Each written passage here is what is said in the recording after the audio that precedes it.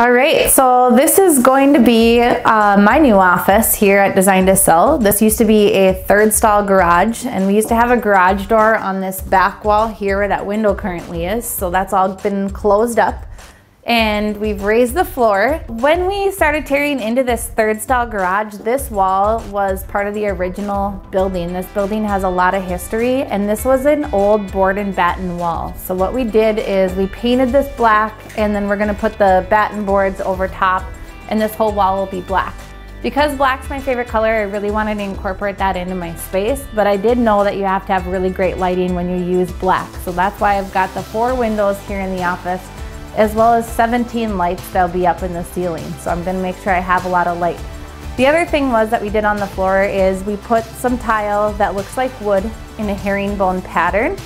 And I thought that that would be a really great way to bring pattern into the space, but also when you install it in a herringbone, it really dresses it up as well. So to make this black pop, we are going to be using white base trim, and I also did white shiplap on the ceiling. Now, mixed in with the ceiling, we're gonna be having cedar beams. So the cedar beams will go this way across the ceiling, and that's gonna bring a lot of warmth to our space.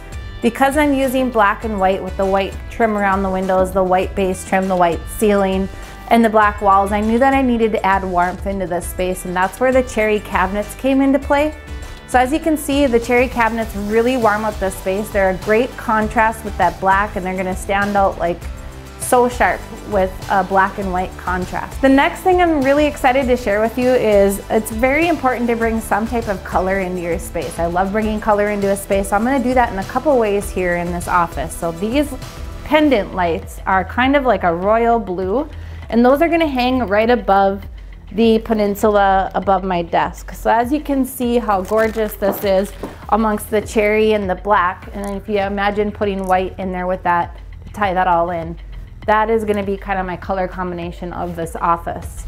So these are a fun find, or a fun accent piece to throw in there to spice it up a bit. One thing I was really inspired about when I decided to design this office is I had seen this background picture of these X's that were white X's essentially running through a black wall. So what I decided to do is I'm going to run 3 X's through these windows that are going to be white X's made out of wood, so they kind of stand out away from the wall and give it a little bit of dimension and character. So one thing I was really excited about was I knew that I needed to cover this wall and do something unique on this wall because of all the black going on in the office. I think greenery is a really important thing to incorporate into a space. So I found this faux boxwood greenery that is going to be covering this entire space from the countertop up to the ceiling, and add a lot of texture as well as a little bit more warmth and bring the outdoors in. So lastly, the countertops in this area are going to be a concrete gray color. So again, I'm incorporating another color, a lot of the neutral earth tones. So you've got the cherry tone, I've got the black, the white,